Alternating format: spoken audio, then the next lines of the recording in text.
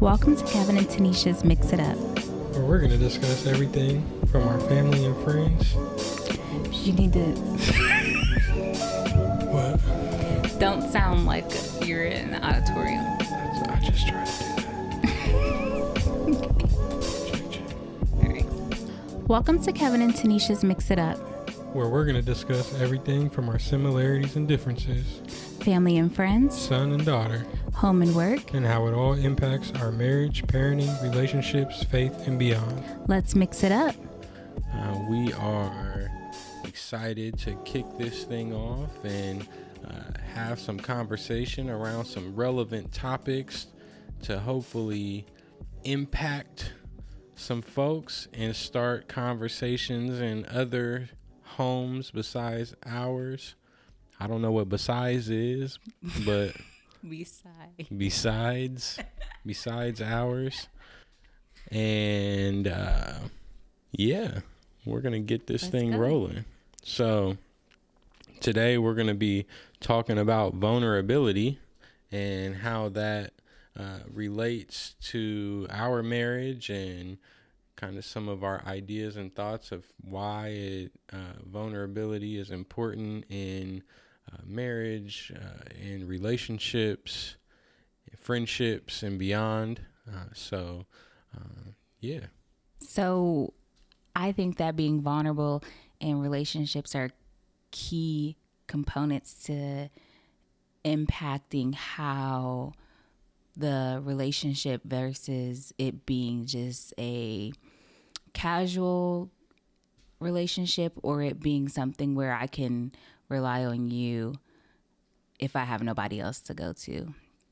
And I think that's important when you are in a relationship, because essentially what you're doing is you are creating a space and an opportunity for you to connect with your partner in a non-judgmental, non-invasive way. That's what they say for vasectomies. How'd you feel about it? Non-judgmental, non-invasive. How did you feel about it? I feel like I'm about to go get a vasectomy. You had one already. All right, this is Dr. Khan, and we're going to be bringing you to a non-judgmental and non-invasive way to end your reproductive system. Boom. Just like that. Sorry. But I think that, when did you feel like you could be vulnerable in our marriage? Or with me? Like 2 days ago. Interesting. I don't know. I've always been vulnerable. That's a flaw that, I guess it might not be considered a flaw to some people, but it's like I wear my heart on my sleeve. So I've just always been vulnerable, but I did find myself like being less vulnerable in marriage and in our relationship than like I do with other people. Like there's more expectation, there's like more on the line. So it took a while to really just be like completely open, and it's not always the case, but I'm not always still completely open, but way more than in the beginning of our marriage and our relationship. So it was a progression for you? Oh, for sure. Interesting. Because that means that you don't wear your heart on your sleeve. Boom. Nah, I do.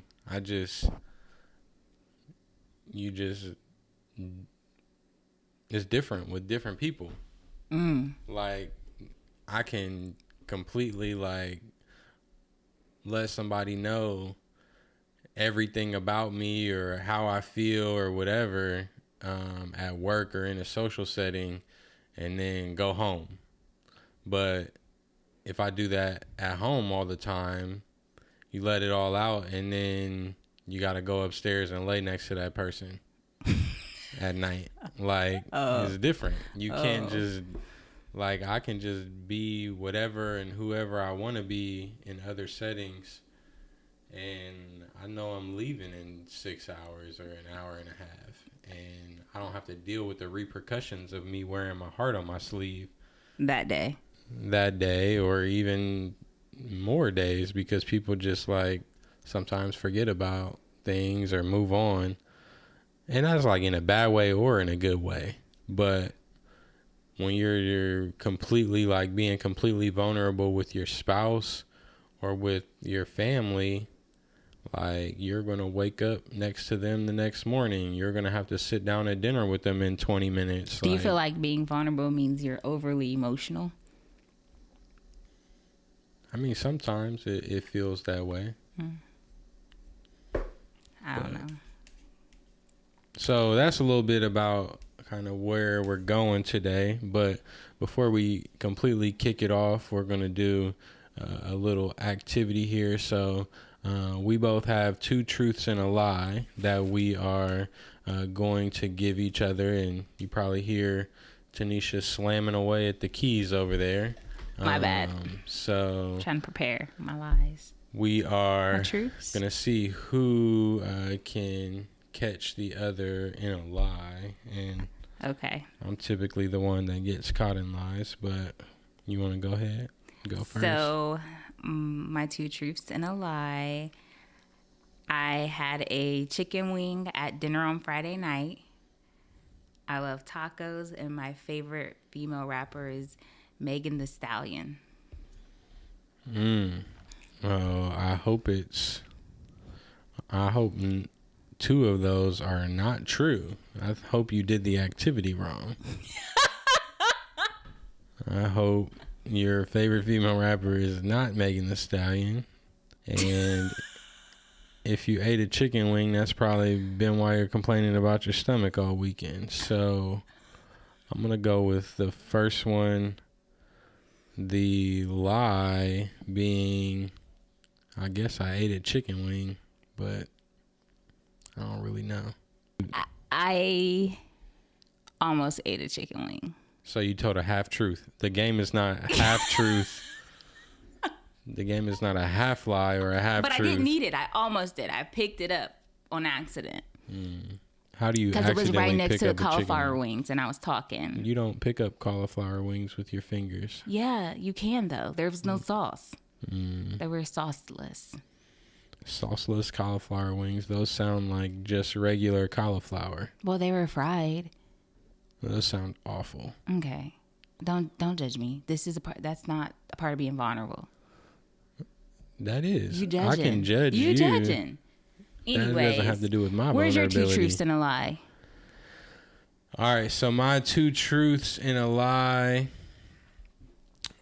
First, I've lied to you more times than I can remember. We talking about in high school? This is forever since we've known each other.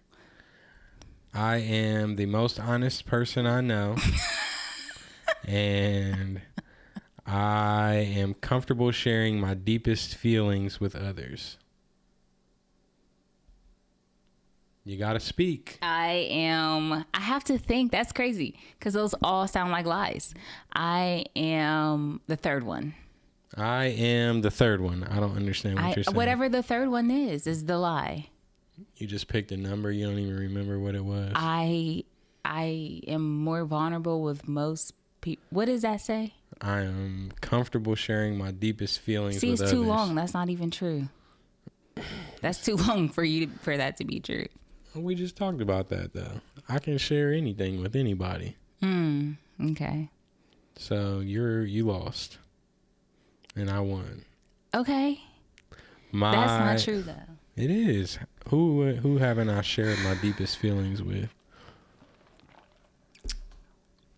Go ahead, proceed. You won. Well, I mean, it wasn't a competition. You won. But I did win. My lie was I'm the most honest person I know. Because you're the most honest person I know. In a good way. Really? Yeah. I don't feel like I'm the most honest person. That I know. That you know. I don't feel that Who's way. Who's more honest than me? Your mom. No way. Yeah. She has this way of just dumping it on you and be like, bye. Nah, I don't know about that. But yeah. So I've lied more times than I can remember, and those are a lot of those vulnerability instances creeping up. That's because you always be asking like, "Are you okay? How do you feel?" I'm good.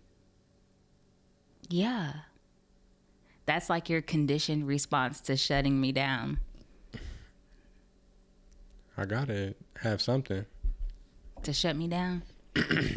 to be good. I'm good. I'm always good.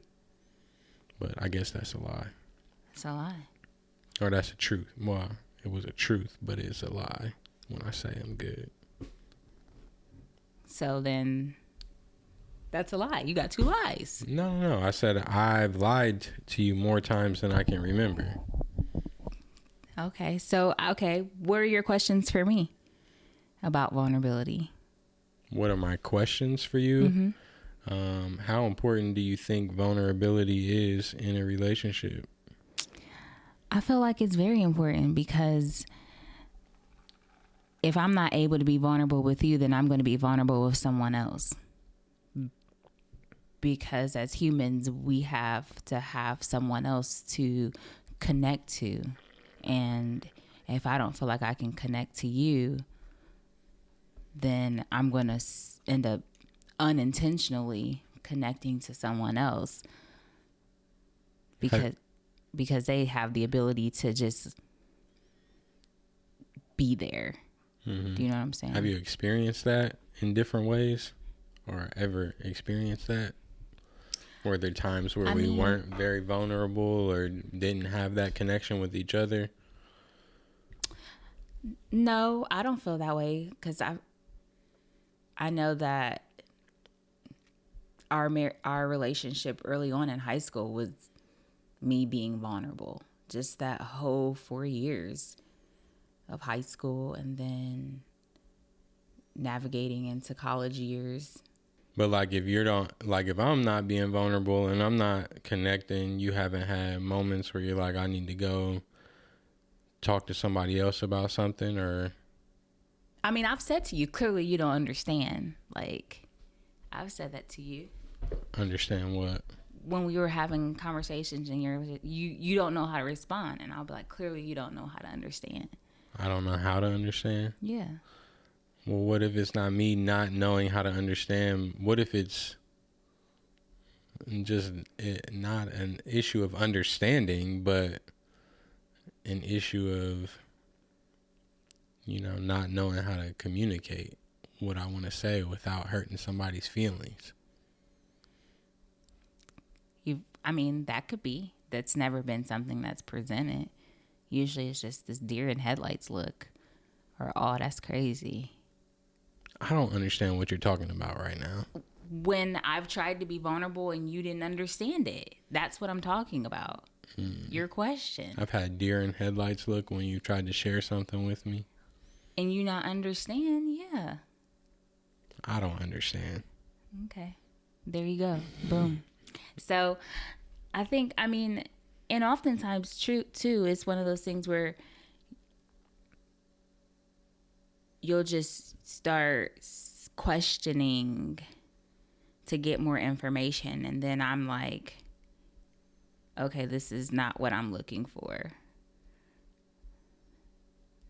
So it's understanding sometimes by you questioning. I had to understand by you questioning. That's just a way for you to gather more information so you can respond. Not so much interrogating my decisions or what I said. You're going to have to provide me with an example because this understanding piece, I am clearly not understanding. Well, for instance, like the whole job situation, like... What's the job situation? When I wanted to quit, and then I went part-time, and then I went full-time, and then I got another offer, and I was expressing to you all my concerns about what that looked like for us as a family, and like that was clearly a platform where I was 100% vulnerable, and texting you like, am I still making the right decision? This and this is happening, without saying too much, and you started asking me questions, and I'm like, okay, this isn't helping me. This is making me feel worse. And then you came back with this long response, and I was like, oh, thank you so much. Like, right then I was like, okay, he doesn't understand what I'm saying. He doesn't get it. He doesn't understand that this is hard for me. But in reality, you did. You were just gathering more information to formulate a response. Yeah, I get that.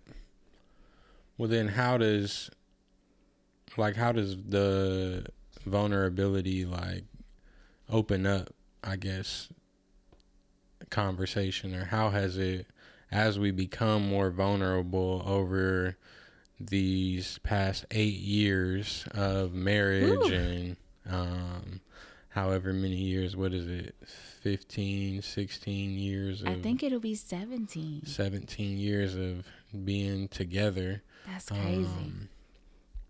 Like how do you think it's changed? Like, have we become more open? Were there times where we were less vulnerable with each other? And like, what was the, I don't know, what are like the results and reasons and impact and all of that? That's loaded. I feel like we've become. I asked 37 questions now. You did. I feel like we've became more vulnerable throughout our relationship into our marriage. I know that when we first had Gavin, that was a whole debacle, because in the aspect of, us only being married for a year and me being pregnant during our first year of marriage, we came out with other obligations. So, which was to raise our child and to create a healthy and safe environment for him to thrive. And I know that we had to be very intentional with expressing our desires to still connect to each other in our marriage, and creating ways to go out on dates, and creating opportunities for it to just be you and I, even if we couldn't find a babysitter, and just being able to express that we still needed each other, instead of our main focus being on how are we going to raise this kid. And now that, he's 7, and then we had Ava, who's 3, who of course requires her own set of everything, as it pertains to being emotionally aware. And she's a girl, she has needs and expectations of what she wants, and us understanding that even she has her place as well, and that our main focus should always still be us connecting and showing our children what healthy relationships are, so that way they can gain a better understanding of that. And the vulnerability of saying, hey, we haven't gone out on a date in 2 weeks. Can we figure out how we can do that? Can we get a babysitter? Or And that's what I'm saying, is like, that can be so easy to just forget. Like, like you said, like you made it seem like nonchalant, like, hey, we haven't gone out on a date in 2 weeks, right? But throughout those 2 weeks, we probably were just like robots, like just day to day doing our thing, mundane. We don't watch the same shows anymore. we don't standing up. Everything we do is just like robotic.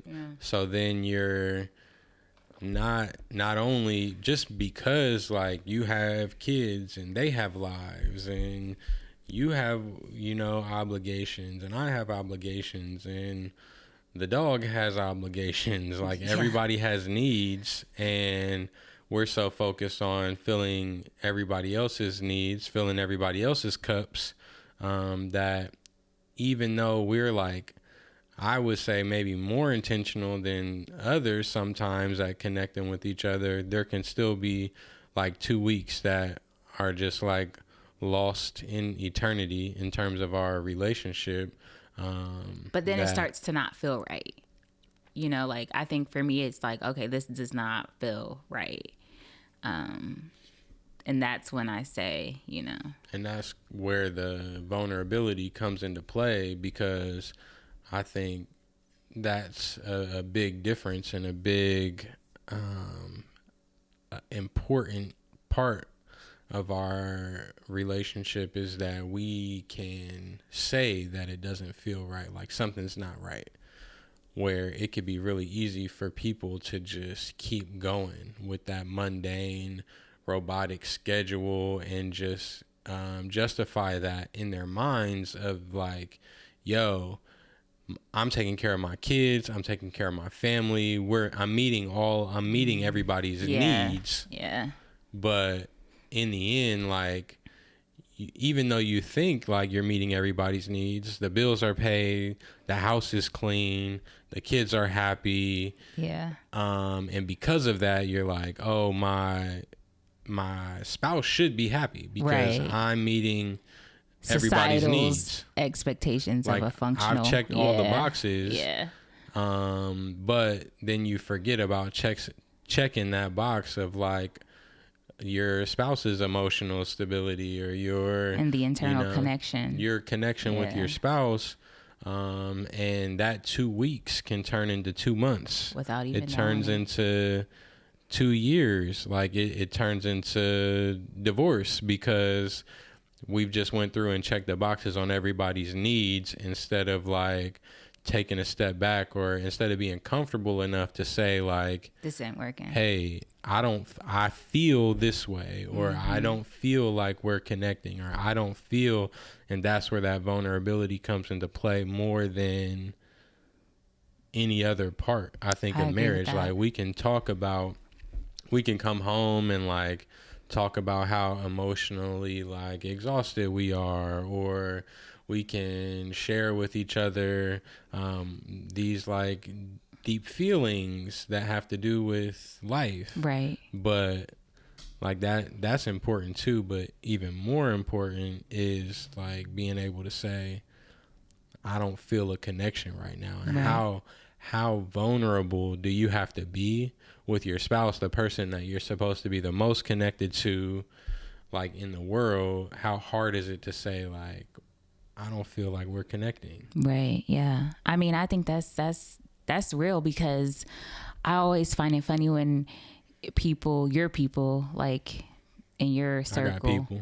You got a few, always say like, well, what does Tenisha say, or how does Tenisha feel, or you need to tell her this, like, as though there's this perception that you don't have the ability to articulate what you need or what needs to happen to me. And I always find that like baffling, because it's like, y'all don't even really know me. Like you know what you see, but you don't know me. And I think that that's something that is very enjoying, because then you come back with, no, she didn't even say that, or she already knows and we already had the conversation about it, and it's merely me supporting your decision. I'm very good about staying in my place as it pertains to your relationships, because I know that, because I put you in your place. Please, because I know that it's important to allow you to navigate those relationships. Yeah. Well, I'm not, like, that's one of my biggest, I don't know if it's a flaw or I don't know, something that just I've been working on as an adult, is being a communicator. Like, my communication. Well, you did marry a therapist. Let's just throw that out there. Yeah, I married a early childhood educationist. I married a daycare worker that turned into a therapist. So I must have pushed you down that route of therapy. Yeah. But now what I was saying is just that, I didn't have to communicate growing up. Like, I never learned how to effectively communicate.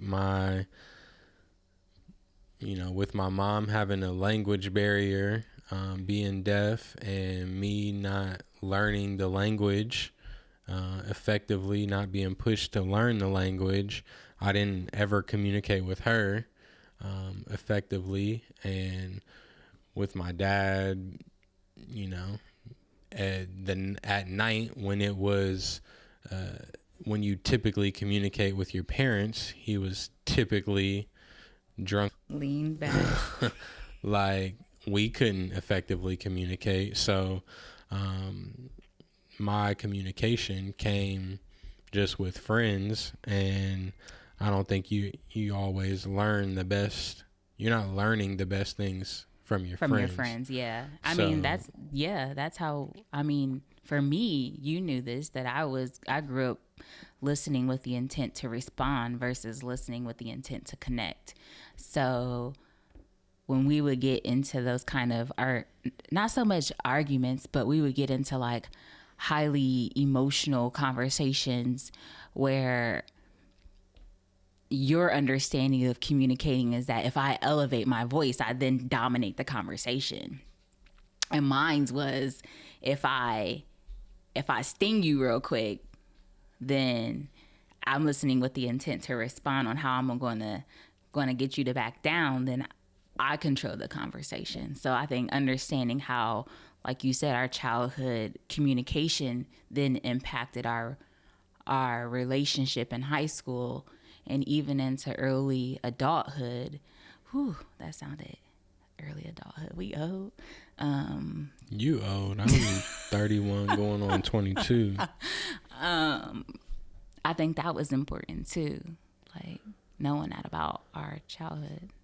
Yeah, and that's through that. I mean, that's just been my biggest growth in, you know, that in relation to being vulnerable, because like you had to know that this is not a strength of mine, you know, and we were able to work through that, because when you did sting me real quick, like I wanted to be like, like, you just said that. You called her. I wanted to let you know, just like my dad would have, you know, that's how my mom, she's a stingray, boy. She'll just cut you deep. Cut you. Still, she'll walk in and let you know about something.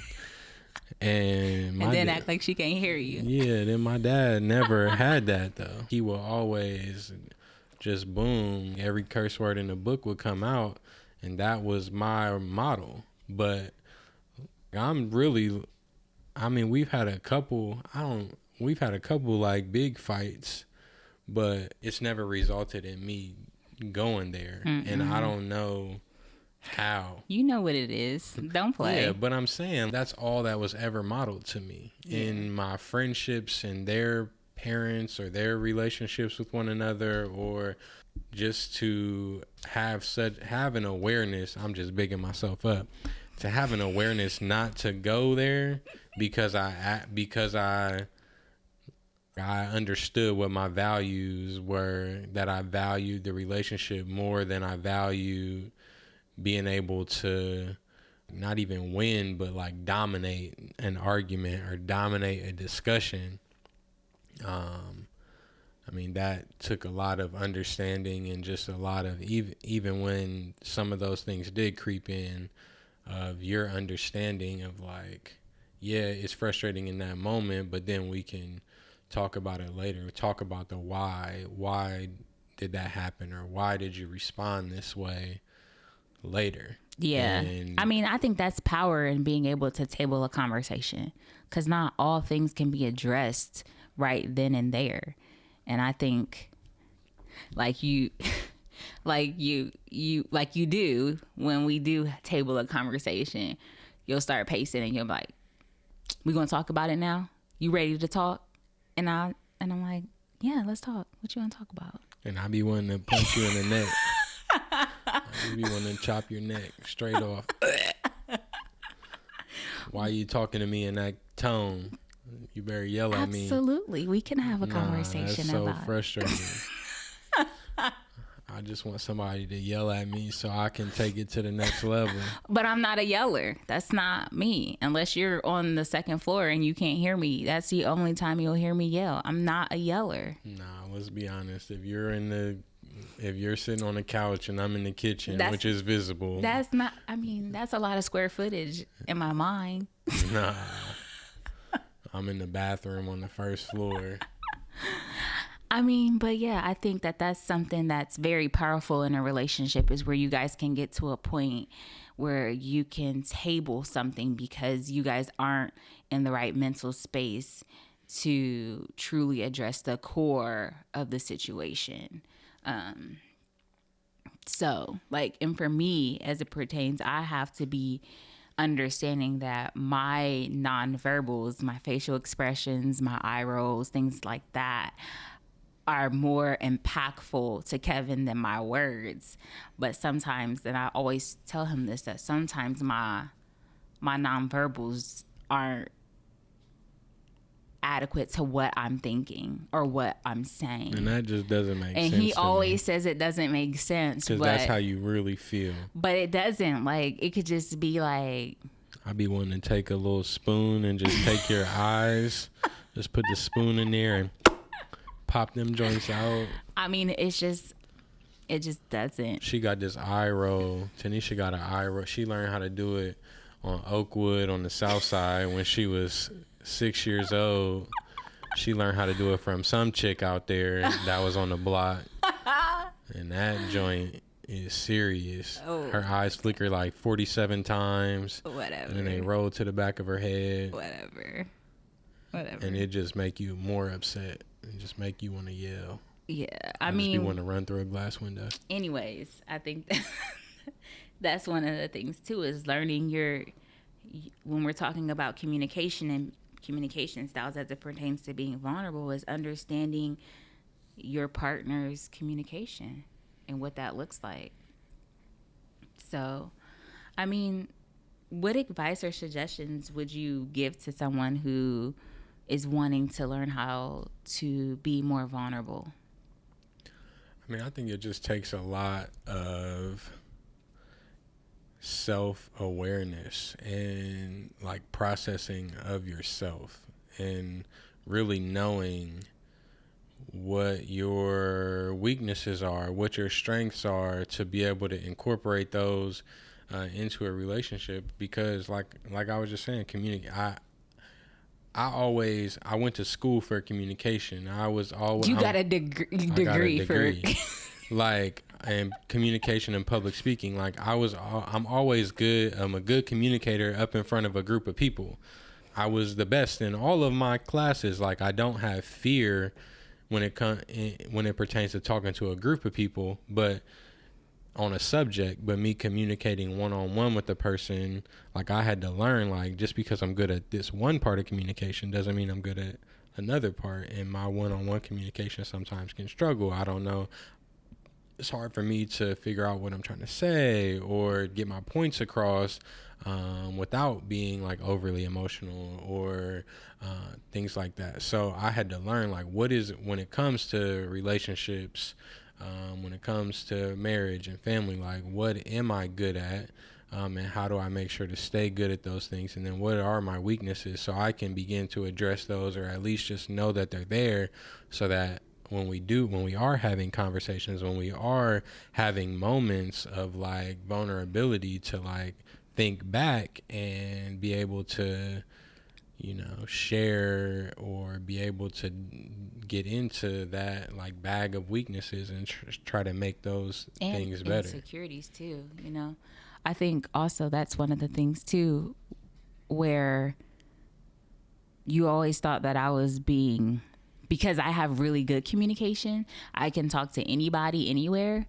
I think that for you, early on, you would be like, me communicating with other people was a perception that I was flirting. But in reality, I can talk to somebody about a cat, and that conversation can go on for 20 minutes. You've never talked about cats with anyone in That your is life. a example of how unsignificant a conversation can be, and I can talk to them. I absolutely hate cats, but And I think that's one of the things too, is understanding that your partner, your spouse may have very good personal communication styles, but you ask me to get in front of a group of people and I'm gonna be like, I'm not doing that. Right. Our dog can literally do anything right now because we're recording a podcast. Yes. And I think he just realized that we're not moving. So I'm going to eat this sock completely whole. So I won't be picking that up tonight. No. In the yard. I'm not either. So I guess for me, when I'm trying to give someone some suggestions or some avenues to increase their vulnerability within relationships, I would challenge people to look at, you know, their fear of being open. Brene Brown does a really good TED Talk about shame, and sometimes shame can create this disconnect from people not being able to be vulnerable because they've been shamed when they were open and honest. And I think also knowing that everyone doesn't have the ability to support you the way that you need to be supported, and understanding that maybe your spouse is struggling or your partner is struggling in that area, and showing them, because I'm really an advocate for teaching people how to treat you and showing them through your behaviors what is appropriate and not appropriate, and showing them what that looks like, what support looks like in those areas, I think would be very beneficial. And knowing that it's a slow process because the person has to feel comfortable doing those things. And I think it has to be a team effort, like in any sort of relationship, in any sort of marriage or friendship or whatever, a relationship with a mother and a daughter, father, son, any relationship. Both parties have to be like, yo, this is something we're going to work on. We need to improve how vulnerable we are with one another. We need to improve our communication skills. We need to whatever. Yeah. Because if one person is just doing it, you know, the other person may not really understand or know why or any of that. It has to be both people making a conscious effort to say, this is something that we care about. Right. We care about the other person. We care about each other, and we are going to take these steps together. Because me like learning how to be vulnerable and you not respecting the process or any of that doesn't help. It could just shut me down. Yeah. I mean, I guess here's a good example that I'll give, and I don't mind sharing it. Kevin knows that I hate absolute statements. You always do this or you never do this, because that then disregards all of the things that I've done in the past that he's saying I never or always do or don't do. So that when I came to him, you always talk about this. Yeah, because you always do it. So when I came to him and I'm like, I really don't like when you do that, because by you saying this, what you're really doing is you're disregarding, you know, everything that I've done in the past that is relating to this situation. And that's an example of being vulnerable. I let him know that, you know, by him doing that or saying that to me, it really makes me feel like this. And that then allows him to be more mindful when he says those things, because he understands how I receive that information. Yeah, and that is a common everyday thing that I say with other people. Like, bruh, you are always doing this, like every time. And I don't really mean it. Like every time I see you, I don't really mean always. I don't mean absolute, like it's always going to happen. It always has happened, and it always will happen. You always wash the clothes and just leave them out. And like, I don't mean that that's always going to happen. It's just like something that I say, but I have to, because of you being vulnerable and explaining and not just getting upset and saying like always, really, I always, not just getting upset and creating a situation or an argument or a discussion around it, but explaining why it makes you feel the way that it does helps me to curve that like kind of talk. And not that I don't say it at all anymore, but when you address it, when I say like, you always do this, I be on it, you always, leave your toothbrush on the side of the sink, or you never, okay, come on now. Yeah, there's a you never cut the grass, you never whatever, right? I always, but when you bring it up, then I can be like, yeah, you know what I'm saying. Like, but we both know where each other's coming from in that situation and a lot of other situations. Like, she knows that I don't really mean it, but it still doesn't mean that I don't have to work on it. Right.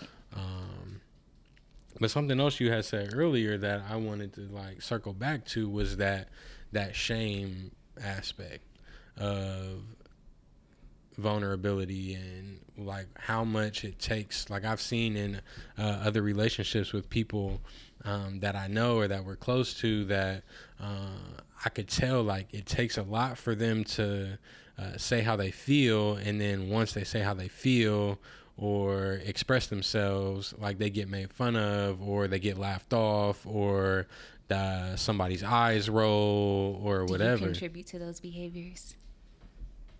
I don't know. Do I? I don't know. I'm asking. You always do that. So in relation to that, like, is that just because they're not that they didn't make a decision to do this together? Is that an example of just not being on the same page? The shame? Or, what I was saying is they have made an effort to be vulnerable, and their partner or their spouse or friend or whatever just laughs it off. Or when people laugh, it's because it makes them feel uncomfortable. Like, that's a coping mechanism that they've created to allow them to disassociate from the uncomfortability of the situation. I know people who have been vulnerable and then they regret being vulnerable and saying, I wish I never have said that. And I always say, by you saying that, you've now allowed them to know that it is or isn't okay. People don't know what's okay and what's not okay to do if you don't educate them and tell them, because what they're going to do is they're going to just do what they think is okay based off of their understanding of what is and is okay. What you feel like is okay may not be okay for me. And I think that's one of the things where childhood, if you weren't able to express when you didn't like anything, then you don't know how to articulate that that's not okay in a healthy way. So it really just depends. It's just another aspect of vulnerability. Vulnerability typically is going to come, like, it's a part of being uncomfortable. Like, being uncomfortable and being vulnerable are like, they go together. Yeah. So if this is typically for a lot of people, expressing themselves, telling someone else how they feel, regardless. And like, even in my case, like, it's the person that you're the closest with. Is, for me, it's more uncomfortable for me to talk to my feelings with you about my feelings with you than it is with somebody I see once a week. Like, I can get together with a friend that I haven't seen in a month, unload all the feelings that I have about the world and beyond. And that conversation's tabled. Yeah. But it that's not uncomfortable. But what's really uncomfortable is that one-on-one relationship that you have with somebody. So it's just one of those things that you have to be really intentional with, that it matters so much, and we have to be intentional about our relationships and sharing, and because it's only going to help them grow. The more vulnerable and we can be with each other, it means we're going to be more connected, and then our children are going to see us being more connected. Our family, friends, they're going to see a connection, and they're going to say, like, what is it? What's working for them? Yeah. Because that might work for us. Right. I mean, I guess my hopes are the takeaway from this episode is that people understand the importance of being vulnerable and understanding that this is a learned behavior, and that through your better understanding of yourself or your partner, you can learn to appreciate and value the effort that it takes to be honest and open and vulnerable in the relationship, and that you may not always understand, but you can understand the person's feelings or understand the person's dislikes, but you can appreciate the effort that it took for them to convey that to you, because I'm sure there was one point where they weren't doing that. And I don't have any big words to add, like convey. Whatever. So yeah, that is my takeaway. Same as yours. Boom. Don't be stealing. I ain't stealing nothing. So how do you feel about this episode?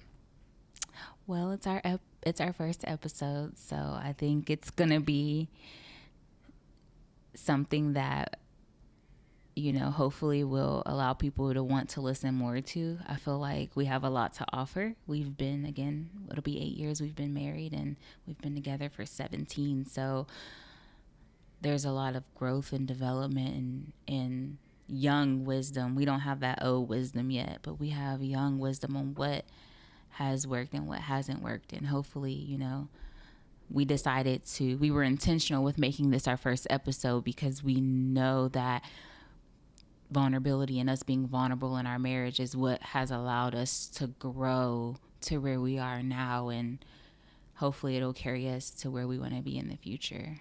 And it's not about, like, our goal isn't to